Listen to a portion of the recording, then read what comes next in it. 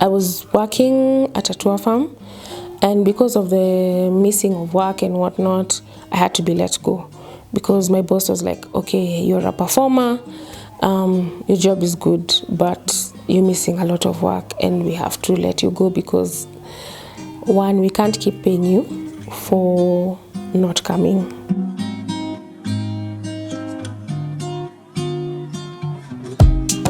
Hello and welcome to Mommy Tales. I'm happy to have you here. In case you're new, my name is Marianne and today we'll be featuring Veronica. Veronica is a young Kenyan woman who's battled severe period pain ever since she began her menses when she was about 12 years old, and today she's 34 years old.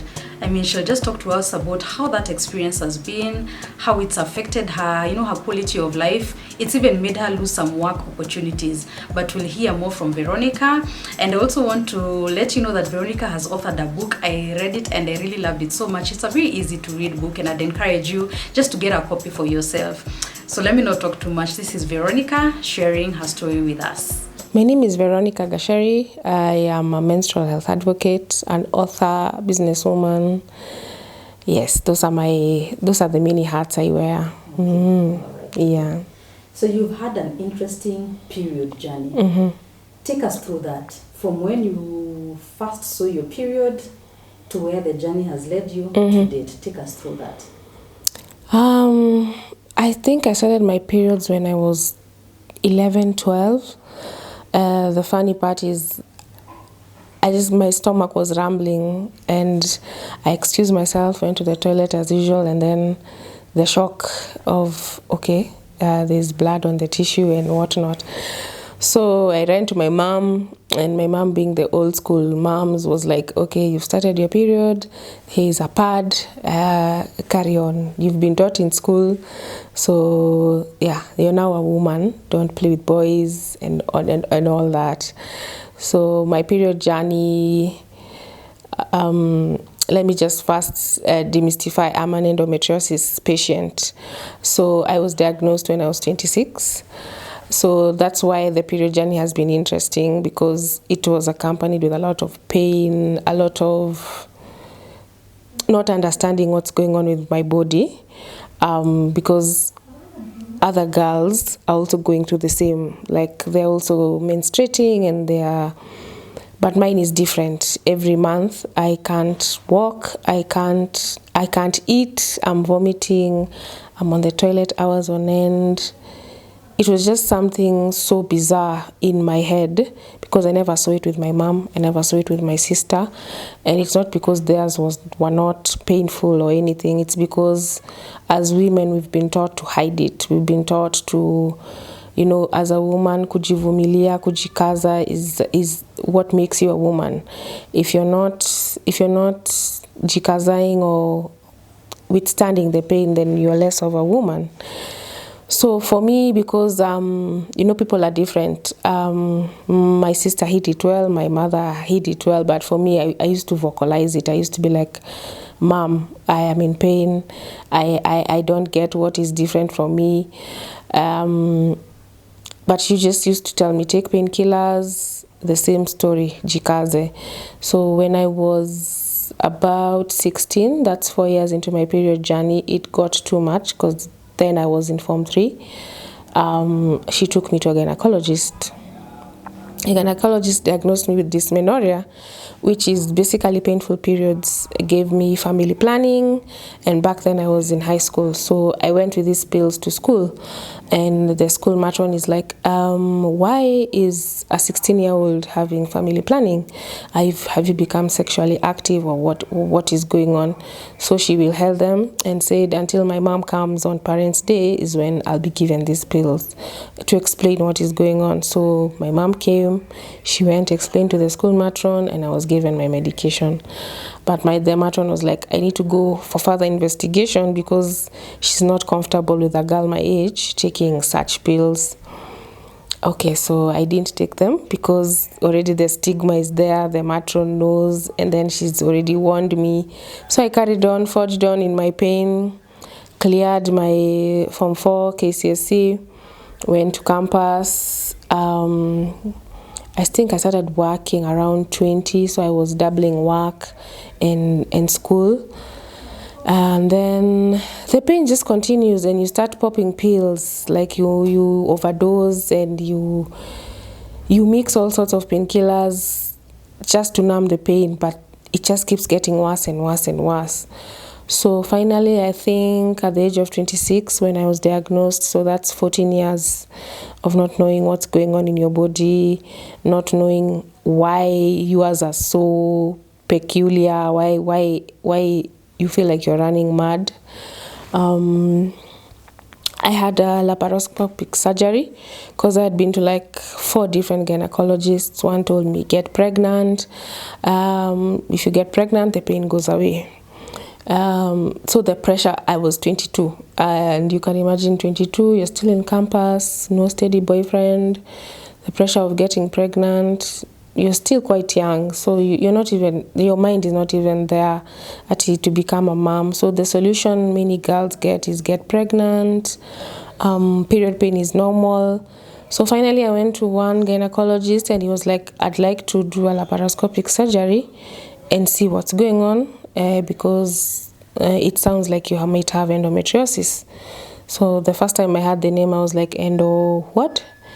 So we did the laparoscopic surgery. He went in, found that I had adhesions in my pelvic area and I think behind my uterus. So after the surgery, he came out and told me, this is what's going on. You have endometriosis, and that's why your periods are peculiar. So it was a bitter, sweet feeling.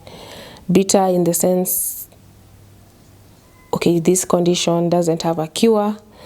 You menstruate for until I think 50 or so. So you still have a long way to go with the pain. And then it was sweet because finally, finally, I'm not mad. It was not all in my head. I was not seeking attention. There was something actually wrong with me. So you began your period when you were in class 8. Mm-hmm. Endometriosis is extreme pelvic pain often associated with menstrual periods.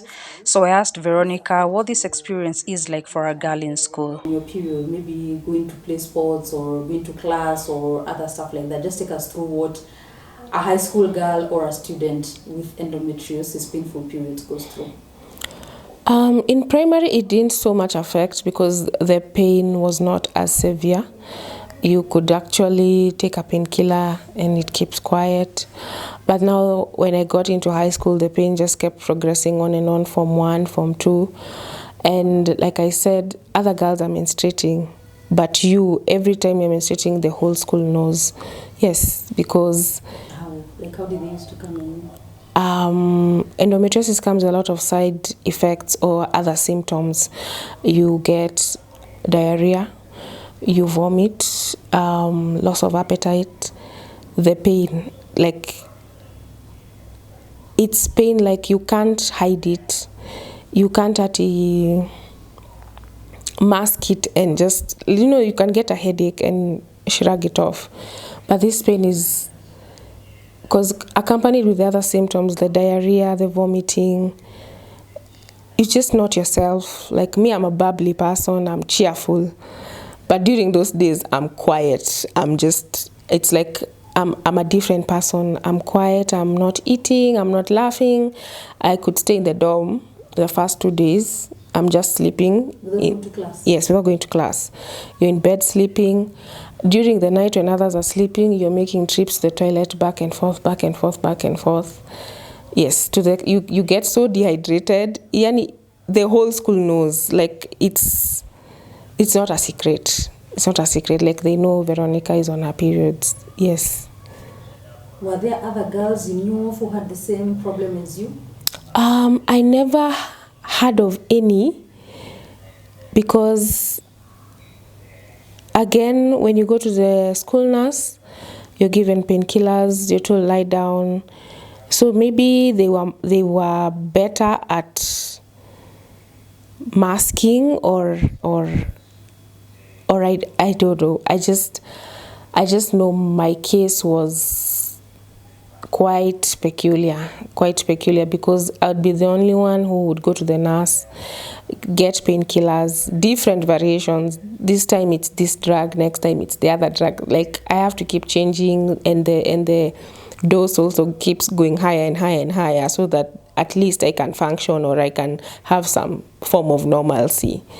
Yeah, so that's when I'm saying finally in Form 3, I told my mom, I think where I've gotten, I think I need to see a gynecologist because it's too much. So that's when I was given the family planning to try and balance my hormones and, just kind of give me a normal period cycle.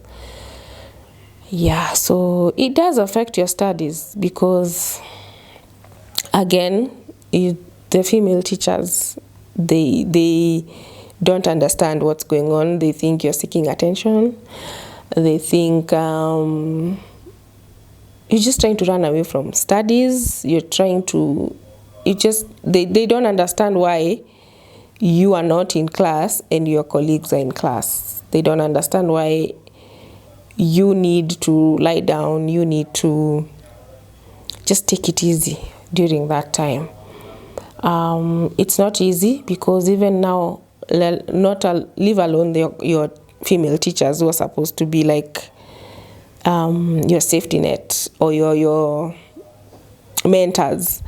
Now your colleagues, some of them don't understand. There were some who were compassionate, like those who I was in my cube with. They would understand. They'd bring me food, like they'd try and just during lunchtime they come and hang with you in the cube, just to make you feel like you're not alone. But it is a lonely journey because, again, after lunchtime they need to go back to class and you're left in the cube sleeping, not knowing what's going on. It affects your studies because, one, you miss out on class. So when you go back, people have proceeded on and now you have to catch up. Two, the stigmatization, because now everyone is, you're like this, you're like on display and everyone is wondering, why Vero, why Vero, why Vero? And you have to keep explaining yourself and you just feel out of place and you feel not understood. Yeah. Mm-hmm. So that was high school life? That was high school life. How was it now when you went to campus? Were you a resident boarder in campus or were you a day bag in campus? In campus, I was a day bag. I lived at home, so I would go from home to school and then work. So in campus, I think after high school, you kind of learn to vumilia. So again, you overdose. You take so many variations of painkillers. I'd say it works for a few hours and the pain resurfaces. And then also overdosing does other damage to your organs. It's not something we advocate for. But at the time, due to lack of knowledge, lack of not knowing what is going on, like you just don't understand and you just want relief. So you overdose to function, to be like other girls. And I'd say in campus I had mastered the art of kuvumilia because you actually sit through it. You're in class, you're in pain, but you're just there. You have to be there. Mm. And now when you began working, you're still having the pain. Mm-hmm. How did you maneuver that? How was it like when you're on your period and you're working? And what kind of work were you doing? Well, initially I was working for a hotel. I've moved around jobs, but I'd say I was working in the tourism industry. And it's not easy because you find yourself with a male supervisor. You have to explain why you're missing work. It's not that you're not productive, it's not that you're not a good employee, but you can only miss work so much. And a lot of women with endometriosis miss out on a lot of opportunities because, unfortunately, the corporate world is not so kind to them. You find that during that, they miss like a week every month. You're missing a week. And then, endometriosis, other than the other symptoms I've mentioned, comes with fatigue. a disease that makes you feel fatigued. So even when you're not on your periods, there's something you're going through related to endometriosis. So you're fatigued. It also comes with depression, anxiety, because you're always thinking about your next period. You're always counting days like, oh my God, I'm going to start on this day. So you have to plan your life around your periods. Depression comes in because missed opportunities, you're always in pain. No one is understanding why you are so unique. And you also have female colleagues who menstruate. Them, they're coming to work. Them, they're not missing work. You're missing work. So what is your excuse? You keep telling them that it's your periods. They tell you pop a painkiller. And you're like, if it was that easy, I would have done so. And by that time, you have overdosed. You're really on strong painkillers, and it's not working. You're not concentrating, because at work, despite the pain, you're now even worried, have I soiled myself? Because endometriosis comes with heavy periods. Have I soiled myself? So you don't know. When you stand up, you don't know what to expect. You don't know. Your brain is just not focusing on the work. You're just thinking, either I've soiled myself, or I'm in so much pain, or you're just in your own, I can say, your own world during that time. Yeah. And then it also exhausts your finances, because if you don't have insurance cover, going to see this gynecologist, getting the tests, the surgeries, it's one big mess. You've talked about missed opportunities in work. Can you pinpoint to maybe one opportunity you know very well you missed because of the pain? Yes. I was working at a tour farm, and because of the missing of work and whatnot, I had to be let go, because my boss was like, okay, you're a performer, your job is good, but you're missing a lot of work, and we have to let you go, because one, we can't keep paying you for not coming. How many days did you used to miss? It had gotten to a point they were even considering me working from home, even before the whole COVID and everything. But I think company politics and whatnot, and also it just looked weird, like it looked at be like favored, or because I was so sick. There was a time I didn't go to work for a month, because the medication I was on was so strong, and I was taking them like 4 times a day. My diet had changed. I had lost weight. I was a different person, kabisa. So my boss was kind enough to give me that time off. He was understanding of my condition, but now I think, because even him is answering to someone, and they have to explain, this salary you're paying this person, where is this person? Where is their contribution to the company? Yeah, so they had to let me go, unfortunately, because I was unwell.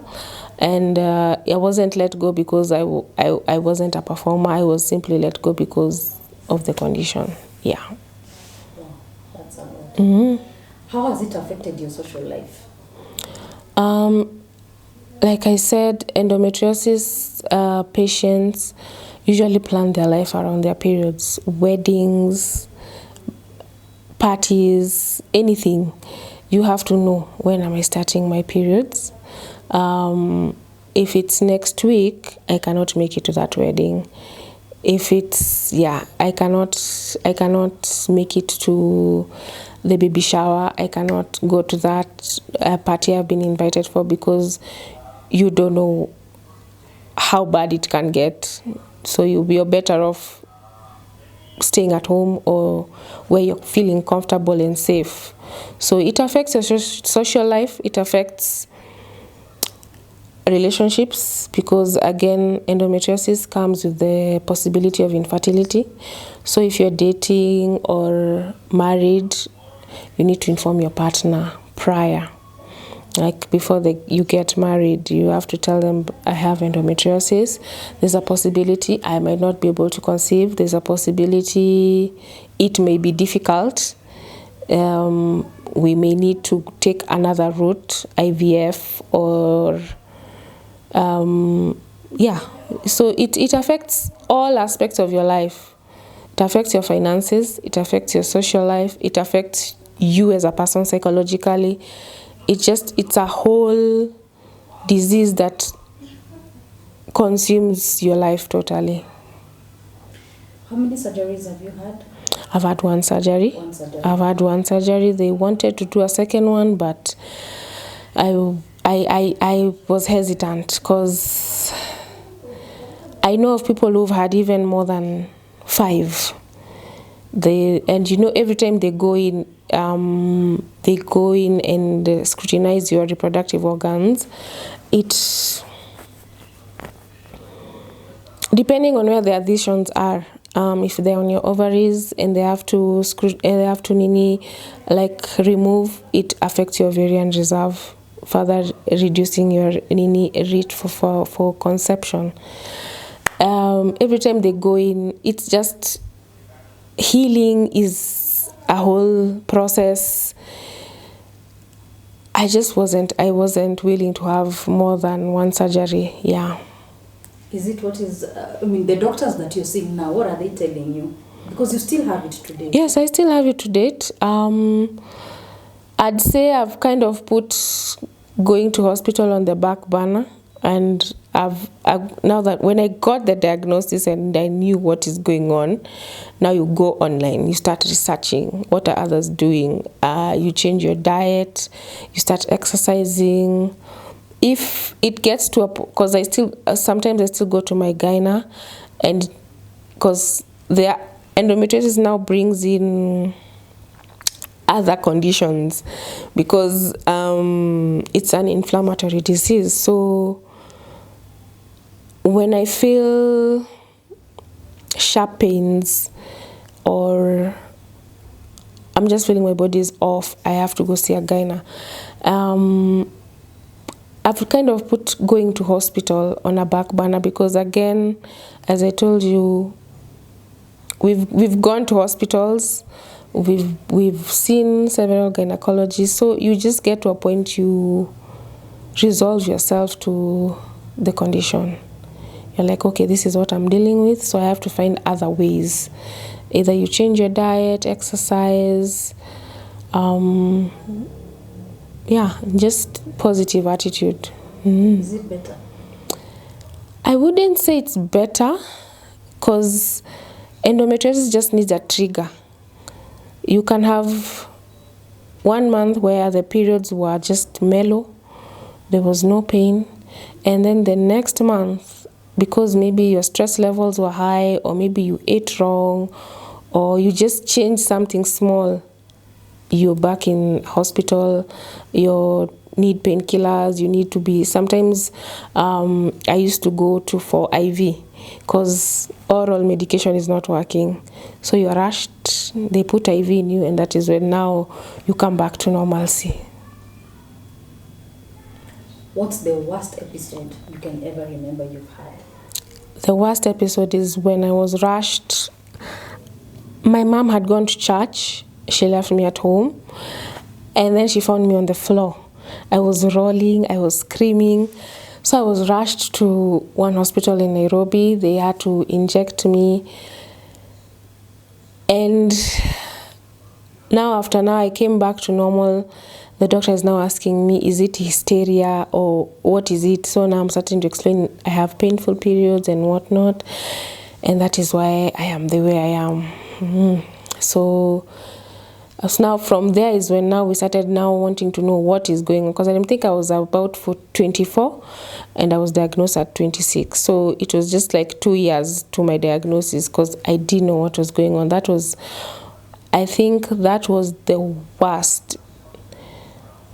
Then the one that comes close, I was going to work, and because of the running stomach, I almost didn't make it. I almost didn't make it to the toilet. It It was bad. It was bad. I was just praying to God because now the Nairobi traffic. I'm in a matatu. So I'm just sitting and I'm like, dear God, if I don't make it, this is it. This is the end. Yeah. Then what happened? I made it. Like, I got off the mat, I ran to the nearest toilet. Like, you get to town, you even go to hotels. Like, you don't even care which hotel it is, so long as it has a toilet, so that you can at least have your bowel movement, and so that you can make it to the next place you're going. So if you are like me, who has to connect 2 matatus, you come to town, you go to the toilet, and then you pray to God there's no traffic wherever you're going, so that you can make it to the toilet there. So you can imagine you're at work, but half of the day you're in the toilet. Wow, that's quite a lot. Wow, okay. How did you think about sharing your experiences in a book? Take me through that thought process and how you got to writing. How long did it take? How did you used to do it? Did you sit down one day and write everything, or did it take time? Take us through the journey of how you thought you would share your experiences in a book. So, once you've gone through what we've gone through as endometriosis patients, you start looking for support groups. So I came across the Endometriosis Foundation of Kenya. I started volunteering. I met with Elsie Wandera. She's the chairperson and founder. So I started volunteering, and we were working very closely with Elsie, and other women were now coming to us. We were like a source of hope, a source of inspiration. And through that work is when I think I had volunteered for like 2 years in the foundation, and I had worked with like over, let's say, 30 women closely, because we would refer them to get the gynecologist we know who actually is an endometriosis specialist. So having worked with women, knowing their struggles, conceiving, hearing their stories and relating, telling them it's not in your head, you're not seeking attention, please go and get diagnosed, seek help. Through that work is when I decided I need to pen this down. We need to change the story for other generations. They don't need to go through what we went through. Our parents didn't know better. That is what they were taught. They came, they found it being done that way, they continued. But us, we know better. We know that we are more exposed, we're more educated, and we understand that there's no shame in periods. I mean, it's a normal biological process. Nobody asked for it. It's not, you can't help it. It's not like, so I decided I have to be one of the people who does something to make sure the next generation doesn't go through what I went through. They need to know that it is okay to say that you're in pain. It is okay to seek help. It is okay to be different, because my period is not the same as yours. And so if I don't speak out, then I'm not helping anyone by keeping my story to myself. So that is how I decided I'm going to write a book. And I was always good in literature. So I sat down. I think it took me like a week. Yes. A week. Only? Wow. It took me like a week because I sat down, wrote the book. Because you know the story, you've lived it. It's not someone else's story, it's your story. So you know from the beginning, this is what happened, this is how it went, it's everything. So it took me like a week. I sat down, and then I was fortunate enough to have a friend who has a publishing company. So after I wrote the book, I was like, hi, I've written a book, and I'd like you to be the one to proofread, and I'd like you to be the one to publish it. So she was like, okay, send me the book. So I sent her the book, and she was like, you've made my work so easy, because the book is to the point, very well written. Like, I don't have much work to do in terms of editing and whatnot. So she did it. Also, I think it took her like a week. And in 2 weeks, we had a book. What? So I started looking for funds, talking to my mother, my brother, my sister. They helped with the funding of the printing and the bringing the actualization. Like, here we have a book. How did you feel when you saw your book, when you held it for the first time? It was interesting, because I never thought I would sit down and write a book. You know, you read of people have written books. You've read set books in school, and then now you're here with a book. It was a very good feeling. Yeah, it was magical. Yeah. Wow. Do you come across people who say thank you for writing your book, or do you come across others who say, why are you talking about such things? Actually, the people who've read, only positive feedback I've gotten. Actually, I'm being even pushed to write another book, and I think, like I said, if you've gone through something, be it period shame, be it divorce, be whatever it is, and you feel you can provide hope or inspiration, I'd encourage people to just share their story, because you don't know who you will inspire, you don't know who you will touch, whose life you will touch. Your story could be the saving grace for someone else, because with my book, I've met people who are bold enough to come out and go seek help. They're bold enough to, they're telling me, I'm so glad I read your book, because now I know I'm not alone. Like, they've joined the support group. It's just, I believe if you touch one life, you've done your part. If you were to go back to that class 8 girl in primary school, what are some of the things that you would wish were done differently, either by the school, by your parents, by yourself, by people around you? Now, this is how many years later. How old are you now? I'm now 34. 34. If you were to go back in time, what would you have done differently, or others around you have done differently? That's now 22 years and counting. One, I wish, because we used to have these talks before you get your periods, I think from class 5 and 6. I wish those talks also involved boys, because this is how the period shame starts. First, you separate the boys and the girls, and you put them in separate rooms. I wish the talks involved the boys, so that they also understand that if a girl messes her dress, if a girl is in pain, or so that they're more empathetic and they understand this is not our wish. It's not something, it's just something that happens in your body once you get to a certain age. I also wish I was more confident in voicing out my pain, because it took like 5 years of kuvumilia for me to finally say, okay, I think I've vumiliated to the point I can't vumilia anymore. If I don't speak up, I will go mad. Yeah, so I wish I was more confident in saying I am in pain, because if you break your leg, you don't keep quiet. You say, my leg is broken and I need help. So it's the same thing. I wish I was more confident. I wish the female teachers, because I'm sure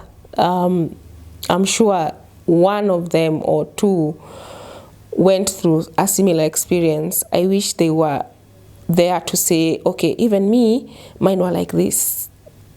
I wish they weren't quiet and they were more motherly. Yeah, so those are the things I'd go back to the class 8 girl and tell her, it was not in your head. You are not seeking attention. you were in pain and it was valid and you needed help. And I'd tell the class 8 girl now that things have changed. We are more vocal about periods. Yes, there's still the shame,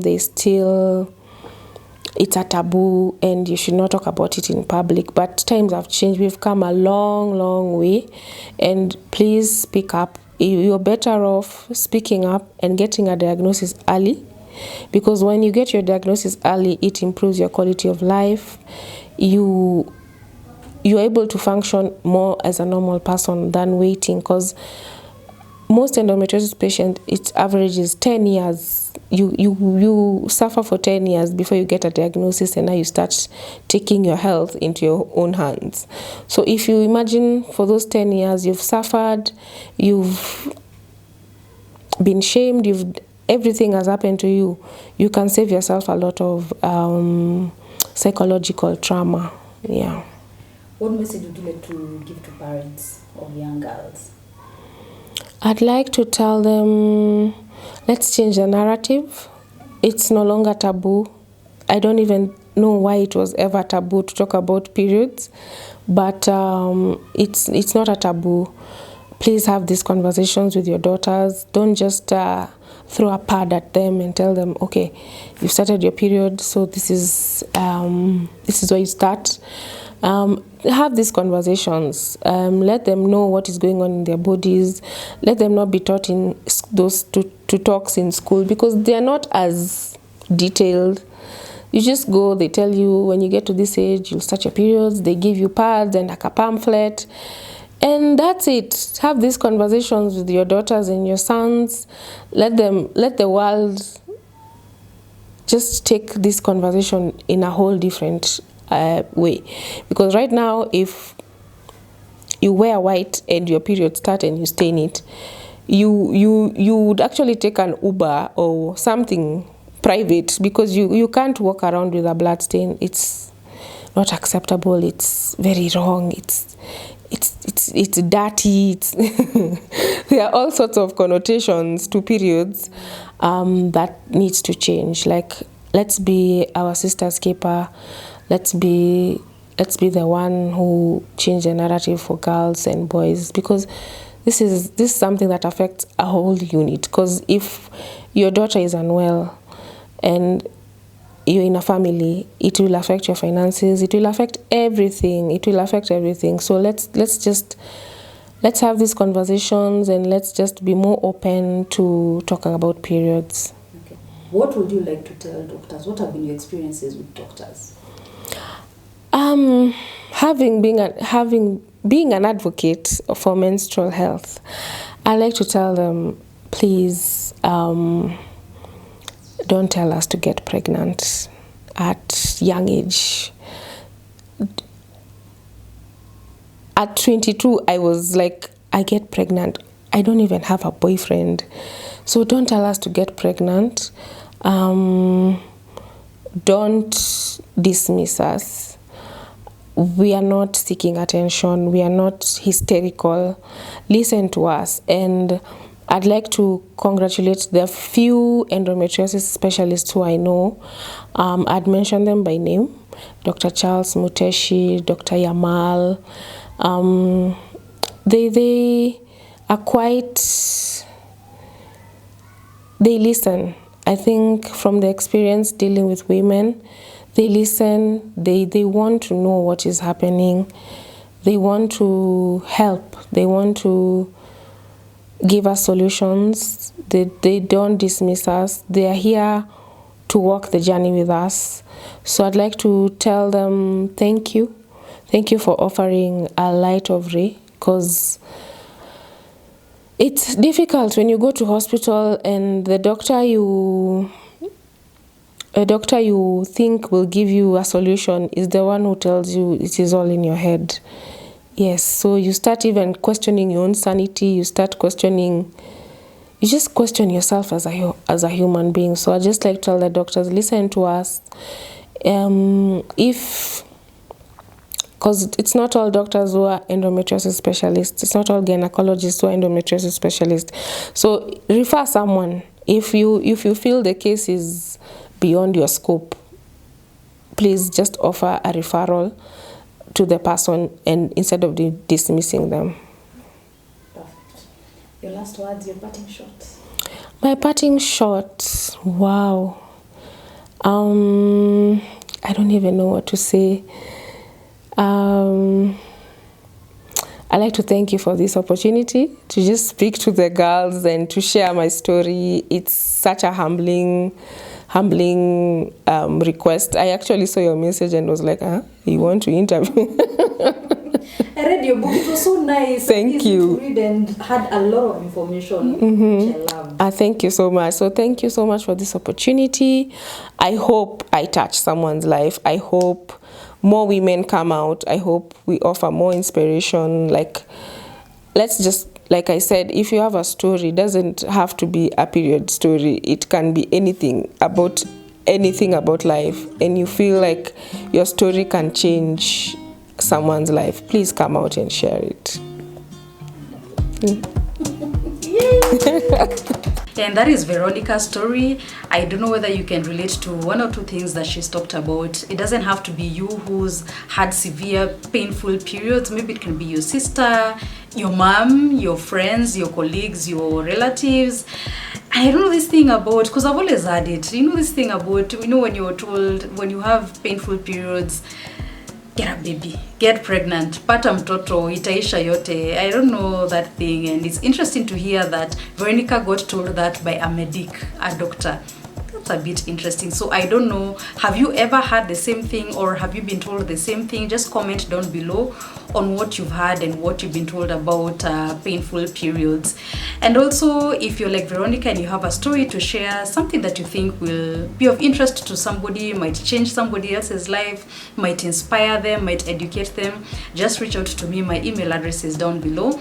You can reach out to me and I'll get back to you. And also, if you're a Kenyan woman who's written a book, I think I don't want to talk to you. If you're interested in sharing more about your book with this audience, just reach out to me and I'll get back to you. Otherwise, thank you so much and see you in the next video.